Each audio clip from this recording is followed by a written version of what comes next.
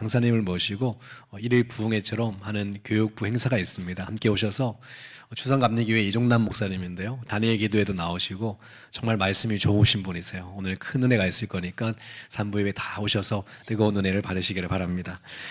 오늘 말씀은 에스더서입니다. 에스더서 4장 1절에서 3절 말씀입니다.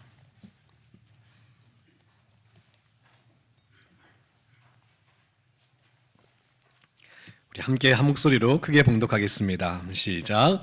모르드게가 이 모든 일을 알고 자기의 옷을 찢고 굵은 베옷을 입고 재를 뒤집어 쓰고 성중에 나가서 대성통곡하며 대궐 문 앞까지 이르렀으니 굵은 베옷을 입은 자는 대궐 문에 들어가지 못함이라. 왕의 명령과 조서가 각 지방에 이름에 유다인이 크게 애통하여 금식하며 울부 부르짖고 굵은 베옷을 입고 재에 누운 자가 무수하더라. 아멘. 우리 옆 사람과 인사하겠습니다. 하나님이 도우십니다. 네, 오늘 우리 부목사님이 인사시켰던 것처럼 성도님들 너무 걱정하지 마세요. 누가 도우실 거니까요? 하나님이 도우실 거니까 그 은혜가, 그 축복이 저와 여러분 가운데 있기를 주님의 이름으로 축원합니다. 에스더서를 쭉 계속 보고 있는데요. 처음 에스더서를 펼 때 이런 마음으로 폈습니다. 하나님, 세상 사람들은 하나님이 없다고 그러고 안 보인다 그러는데 이상하죠. 저희 눈에는 하나님이 계속 역사하시는데, 하나님, 저희 성도들의 삶에 큰 작은 어려움이 있지만 저희들이 하나님이 없다고 하는 자가 아니라 하나님이 지금도 역사하시는 하나님임을 분명히 영의 눈이 열려져서 보게 하여 주옵소서. 이 마음으로 에스더서를 폈거든요. 에스더서는 특징이 있다고 했습니다. 성경을 다 뒤져봐도 하나님이라는 단어가 나옵니까? 안 나옵니까? 안 나와요. 그런데 한 장마다 하나님의 생생하신 역사가 기록되어 있는 너무나 귀한 말씀이에요. 우리 1장의 말씀은 뭐였습니까? 제가 친절하게 또 다 요약을 해놨잖아요. 너무 좋은 목사님인 것 같아요. 그렇죠? 보이지 않지만 보이는 하나님. 하나님이 그 암울한 그 왕의 패권의 시대, 페르시아가 정복해서 술잔치가 벌려진 이 암울한 시대 가운데도 보이지 않는 것 같아도 하나님이 에스더를 왕비로 세우는 놀라운 하나님의 위대하신 작업이 이루어지고 있음을 우리가 깨닫게 되었습니다. 그래서 보이지 않지만 하나님이 보이는 것이죠. 주님, 우리의 눈을 열어 주를 보게 하여 주옵소서. 이것이 우리의 기도 제목이었고요. 2장에서는요, 사용하시는 하나님, 따라합시다. 사용하시는 하나님. 왕이 술 취해서 실수하고 패권이 페르시아로 넘어가고 그리스와의 전쟁 가운데 복잡한 이 패권 가운데 하나님이 이 모든 역사와 세계 정세를 어떻게 하신다고요? 주의 손으로 사용하신다는 겁니다. 주님의 손으로 사용하시면 하나님의 선한 일이 이루어질 줄 믿습니다. 우리 인생도 크고 작은 어려움들 주님의 손에 다 맡기시기를 바랍니다. 누가 사용해 주셔야 되는 거예요? 하나님이 사용해 주셔야 되니까. 3장에 보니까 에스더가 이제 왕비의 자리에 오르고 그 사촌 모르드게가 신앙적인 자존심 때문에 이제 아하수에로 왕이 세웠던 이 하만에게 무릎을 꿇지 않습니다. 그가 뭐냐면 하나님의 나라를 거부하고 하나님의 나라를 괴롭혔던 아말렉 족속이었기 때문이었어요. 그래서 무릎을 꿇지 않았던 신앙의 자존심을 가지고 있었다고 말씀을 드렸습니다. 근데 원래 우리 머리에는 뭐가 꽂혀 있다고요? 꽃이. 이 꽃이 뭐냐면 다른 거 다 괜찮은데 이것만 건드리면 마치 미친 여자가 막 달려드는 것처럼 살쾡이가 되는 이 자존심의 꽃이 있다고 했잖아요. 그런데 우리가 이제 이 자존심의 꽃을 어떻게 내야 되는 거예요? 내려놔야죠. 다 지금 꽃 잡아보세요. 이렇게 머릿속에. 다 꽂혀 있는 거 잡아보세요. 빨리. 내려놓으세요. 내려놓으세요. 그래서 지난주에는 우리가 하나님의 자녀의 꽃을 잡아보세요. 하나님의 자녀의 꽃을 다시 꽂았죠. 그래서 우리는 자존심으로 살지 않고 하나님의 자녀의 자존심으로 살아가는 것입니다. 맞습니까? 그 결단을 지난주에 드렸습니다. 오늘은 말씀의 제목이 이것이에요. 따라할까요? 성공이 아니라 사명입니다. 오늘 또 너무나 사장에 귀한 말씀이 적혀져 있습니다. 지난 주간에는 우리나라의 그 에이펙으로 인해서 수많은 나라들의 정상들이 오고 갔습니다. 그래서 우리나라가 딱 두 나라에 대해서 특별 의전을 했는데요. 미국과 이 중국이었어요. 이 두 사람 정상들은 따로 모셔다가 선물도 주고 이제 이제 여러 가지 특별한 협약을 맺었었죠. 미국에게는 선물을 뭘 줬죠? 왕관. 지금 미국에서는 트럼프가 왕이 되면 안 된다고 난리가 났는데 우리나라 왕관을 줘서 굉장히 이슈가 됐었습니다. 왕관을 주고 또 이제 무궁화 훈장을 줬죠. 중국에다가는 뭘 줬습니까? 중국에다가는 또 이제 바둑판을 주고 또 LG 화장품을 또 줬더라고요. 그러니까. 근데 보니까 이쪽 대통령이 설명을 하면서 중국의 바둑판을 가르치면서 이게 무슨 나무로 됐다고요? 이 비자나무로 됐다는 거예요. 그래서 순간 좋아 보이긴 한데 비자나무가 뭘까 하고 찾아봤어요. 비자나무가 보니까 황금빛을 내고 향이 은은한 바둑판 중에 가장 비싼 바둑판이더라고요. 비자나무가요. 근데 비자나무가 찾아보니까 바둑판을 만드는데 이 나무는 건조의 기간이 5년에서 40년까지 걸리는 나무래요. 아주 촘촘한 나무라서 건조 시간이 아주 오래 걸리는 나무랍니다.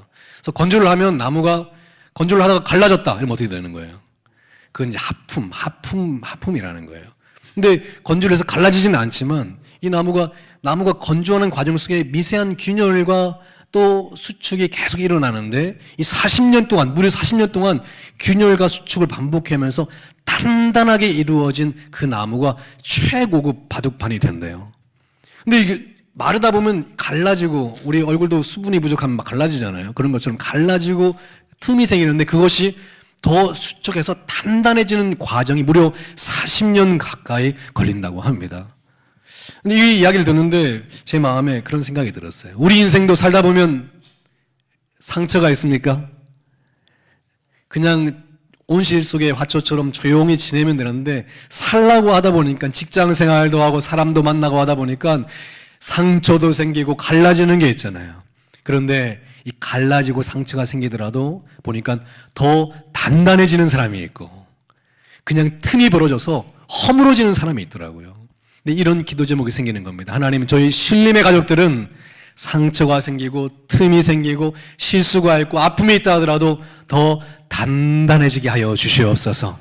그리하여 하나님께 귀하게 쓰이는 제목들이 되게 하여 주시옵소서. 이런 마음이 들었습니다.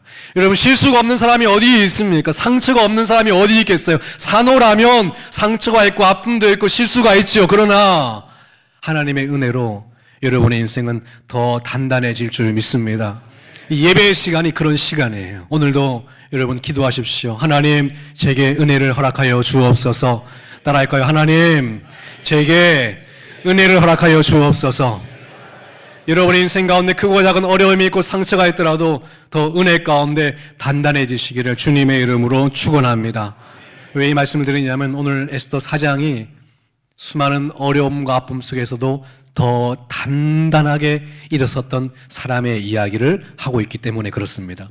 3장에 보니까 이 모르드게가 무릎을 꿇지 않았다는 이유로 나름대로 신앙의 자존심을 지켰지만 하만이 화가 나서 모르드게를 죽이고 그의 모든 족속들을 다 죽이겠다고 조서까지 보내서 날짜도 정해서 선포를 하는 이 어마무시한 일이 일어났죠. 우리 딴에는 최선을 다하며 살았는데 결과가 어때요? 여러분 주위에 보세요. 최선을 다해 살지 않은 사람이 누가 있습니까? 그런데도 결과가 늘 좋지만은 않잖아요. 그럴 때 어떻게 하냐고요. 나름대로 최선을 다했는데 이 어려운 상황을 어떻게 이기냐고요. 다 죽이겠다. 나만 어려운 게 아니라 민족까지 다 죽이겠다는 하는 이 어려운 상황 속에서 어떻게 하냐. 나름대로 노력했는데 어떻게 하냐고요. 여러분 질문 드리고 싶습니다. 여러분이라면 이때 모르드게였다면 어떻게 하시겠습니까? 이제 죽이겠다는 날짜가 나왔어요. 어떻게 할까요? 저도 곰곰이 생각해 보니까 1번 도망간다. 죽이기 전에 도망간다. 2번 그래도 이왕 죽을 거면 한번 싸워보기로 돼야지. 힘을 모아서 한번 싸워보겠다. 3번 잘못했다고 빈다. 몇 번이에요? 몇 번 하시겠어요? 1번 도망간다. 2번 싸우겠다. 잘못했다고 한다. 저는 어떤 선택을 했을까요? 주님만이 아십니다. 네. 오늘 말씀해 보니까 정말 정답과 같은 해답을 주는 말씀이 나오죠. 우리 1절 말씀입니다. 우리 함께 읽습니다. 시작.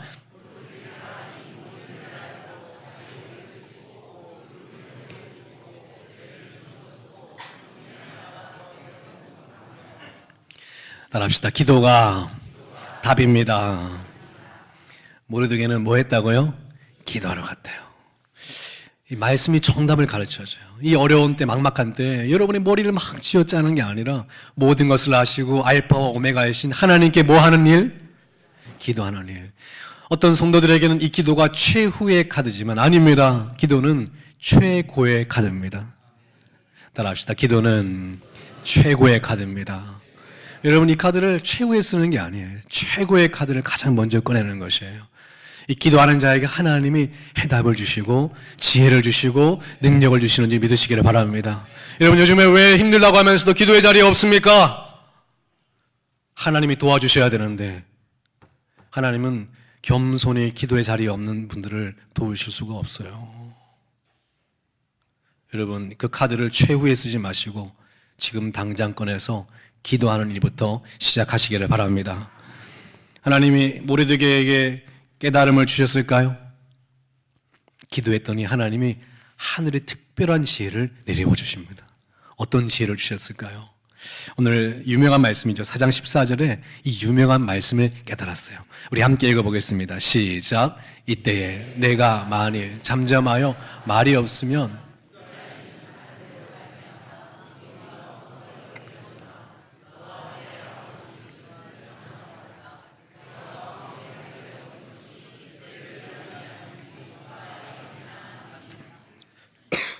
이 모르드게가 이 말씀을 깨달았어요. 뭘 깨달았냐면 하나님께서 하나님 어떻게 합니까? 어떻게 합니까? 다 죽게 되는데 어떻게 합니까? 이렇게 기도하는 중에 하나님이 탁 떠오르게 하시는 게 야, 내가 에스더를 어느 때를 위해서요? 어느 때를 위해서? 이때를 위해서 왕비로 세운 것이다 하는 그 깨달음을 확 주셨어요. 그러니까 이게 모르드게가 기도하는 중에 뭐 하는 중에요?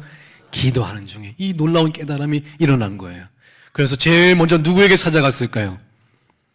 에스더에게 찾아가서 이야기를 합니다. 오늘 이 에스더에게 찾아가서 이야기한 이 말씀을 통해서 정말 모르드게가 깨달았던 두 가지를 말씀을 드리려고 합니다. 첫 번째는 따라해 볼까요? 믿음의 확신을 가져라. 오늘 말씀에 보면 특이한 게 있습니다. 13절부터 14절에 보니까 사실은 에스더에게 가서 내가 하나님께 기도하면서 깨달았는데 하나님이 이 어려운 때를 위해서 너를 왕비로 삼으셨다고 말씀을 하셨어. 네가 나서야 돼 했더니 에스더가 그러겠습니다 했을까요? 거절했을까요?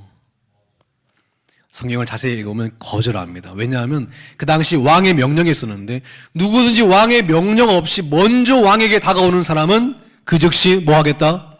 사형에 처하겠다. 당시 최고의 나라 페르시아가 왕위라는 것이 언제든지 암살의 위협이 있었습니다. 그래서 누구든지 왕에게 먼저 다가서려고 하는 사람은 반역자로 여기고 처단하겠다는 뜻이에요. 그래서 아무리 왕비일지라도 왕의 명령 없이 갈 수가 없다는 거예요. 그래서 그 어려운 처지를 이야기하고 거절합니다. 그랬더니 이 모르드게가 기도하면서 받은 하나님의 말씀을 이야기해 주는 거예요. 13절에 보니까 모르드게가 그를 시켜 에스더에게 회답하되 너는 왕궁에 있으니 모든 유자인 중에 홀로 목숨을 건지리라 생각하지 말라. 너 목숨이 위험하다고? 하나님이 내게 주신 마음은 그거 아니야. 지금 너가 왜 왕비의 자리에 있냐면 바로 이때를 위해서. 근데 14절에 보니까 독특한 표현이 있어요. 14절에 보니까 내가 만일 잠잠하여 말이 없으면 유다인은 어떻게 된다고요? 여러분이라면 어떻게 얘기하셨을까요? 네가 지금 말 안 하면 우리 어떻게 된다? 다 죽어. 이게 맞는 표현 아니에요? 근데 모르드게는 다르게 표현합니다. 네가 말이 없으면 우리는 어떻게 돼요? 다른 사람을, 다른 일을 통해서 구원을 받을 거야. 이렇게 얘기하는 거예요. 우리가 얘기했으면 너가 지금 나서지 않으면 우리 지금 다 죽게 생겼어. 이렇게 이야기할 것 같은데 모르드게가 받았던 하나님의 지혜는 다른 거였어요. 너가 나서지 않아도 우리는 죽어요, 살아요? 살아. 그런데 너가 나서지 않으면 네가 위험해. 왜냐하면 너의 지금 자리는 하나님께서 이때를 위해서 세우신 자리니까.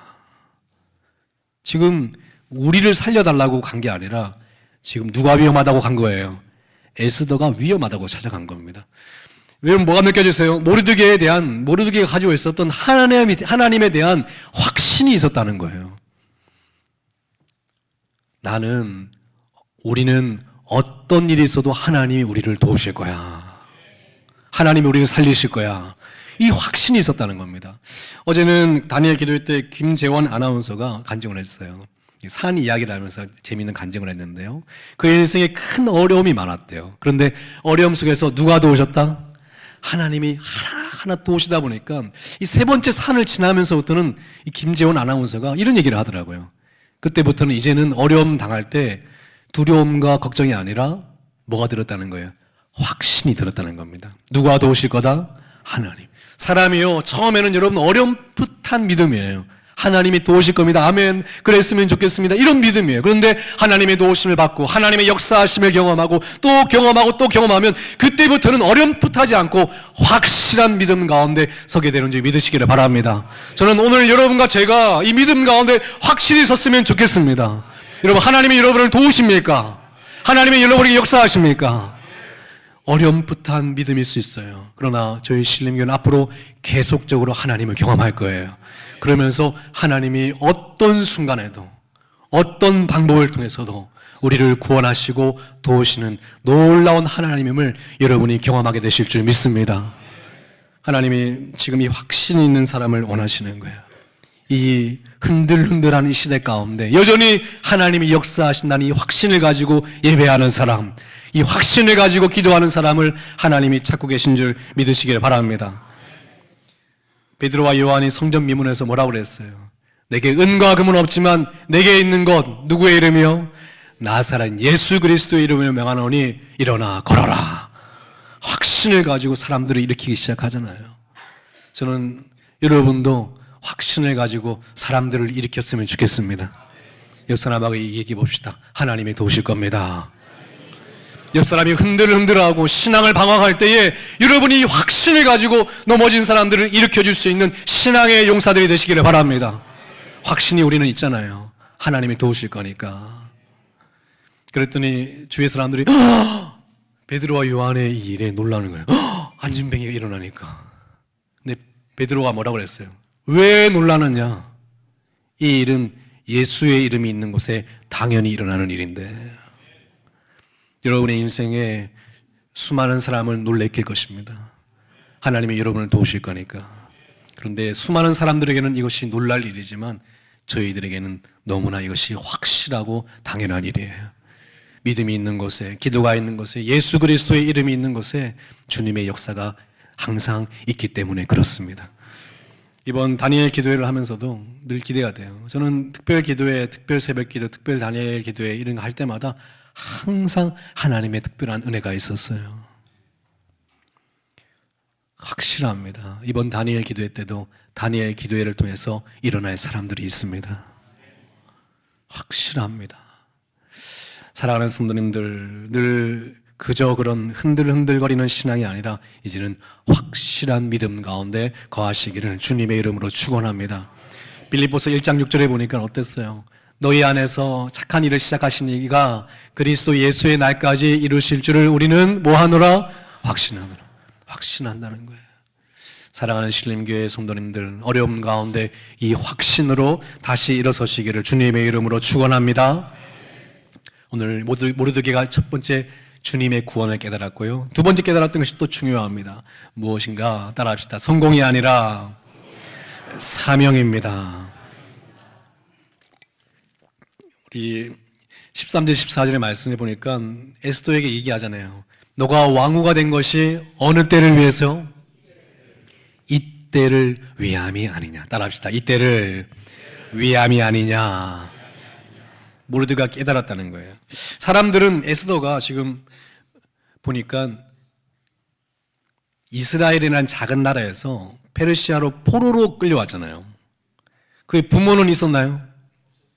부모도 없고 고아에다가 포로로 끌려온 작은 여자아이가 당시 세계 최대 강대국인 페르시아의 어느 자리까지요? 왕비의 자리까지 올랐습니다. 사람들은 이것을 보고 무엇이라 할까요? 에스더가 뭐 했다? 성공했다고 이야기를 할 겁니다. 근데 오늘 말씀은 다른 이야기를 해요.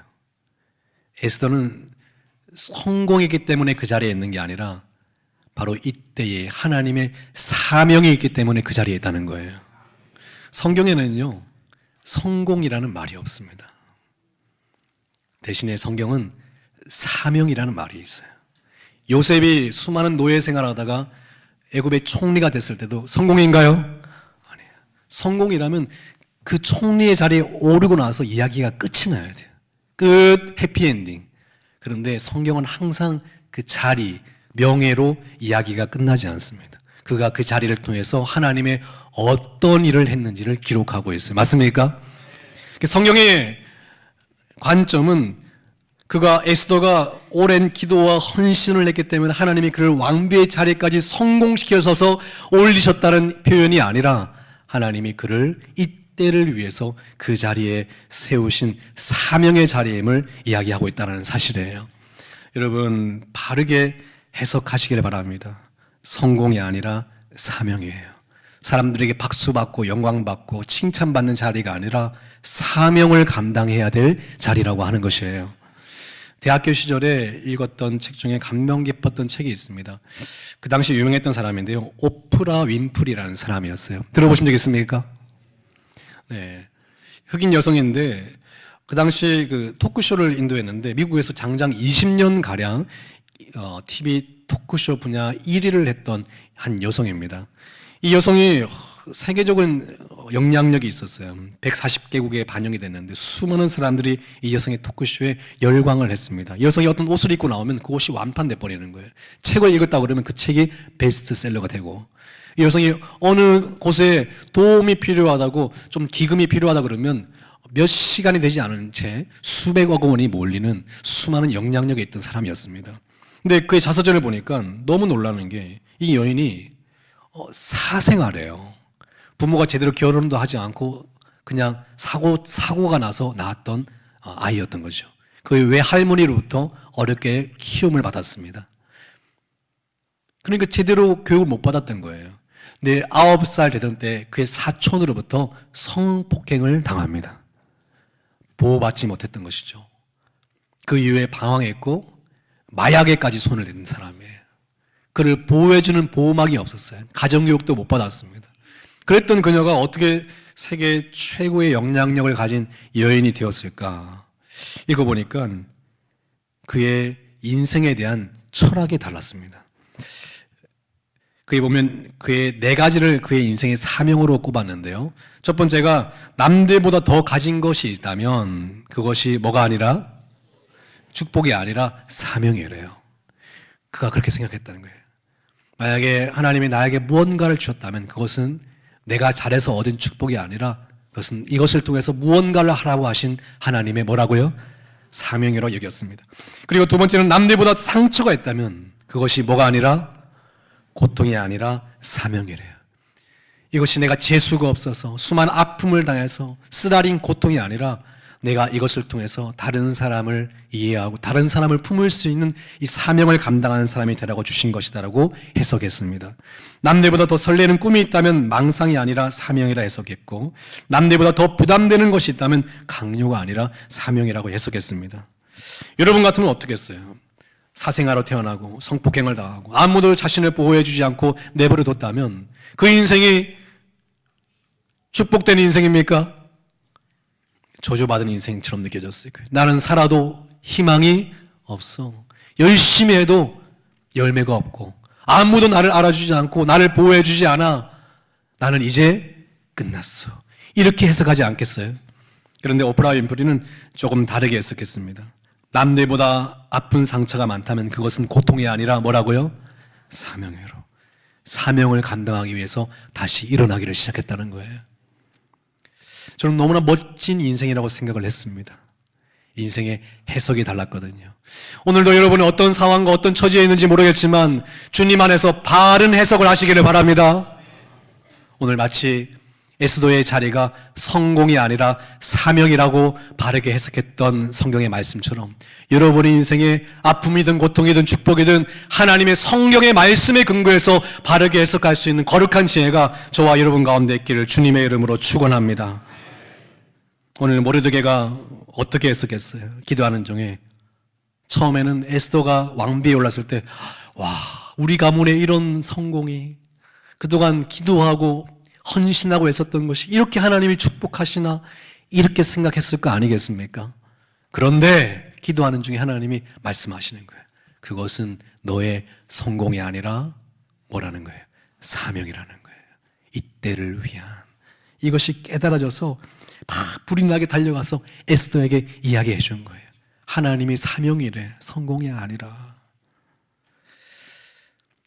오늘 예배 가운데 저와 여러분의 인생도 조금 다르게 해석했으면 좋겠습니다.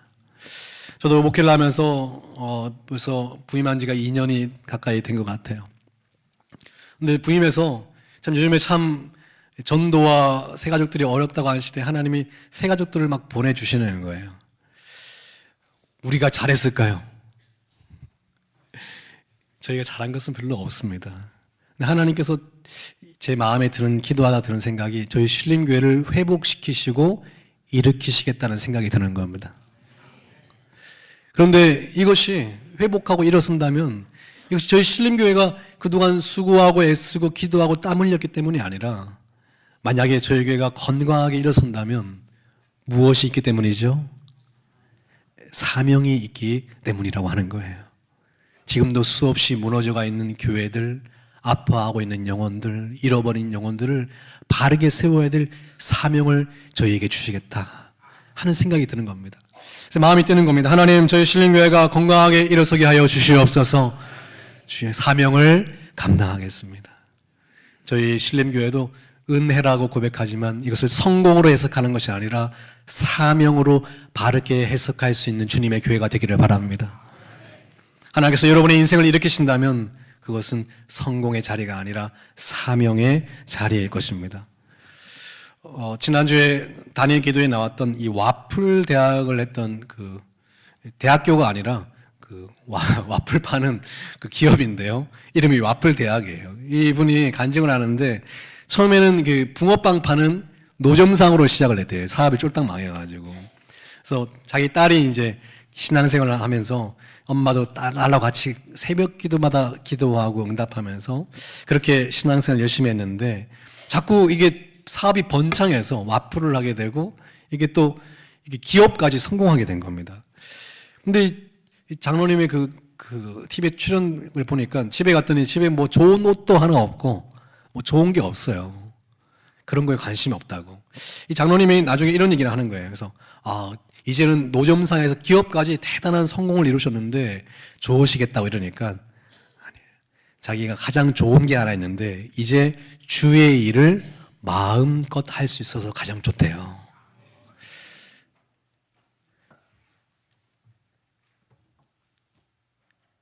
그가 어떻게 해석하는 거죠? 이게 성공이 아니라 사명이라고 얘기하는 것이죠.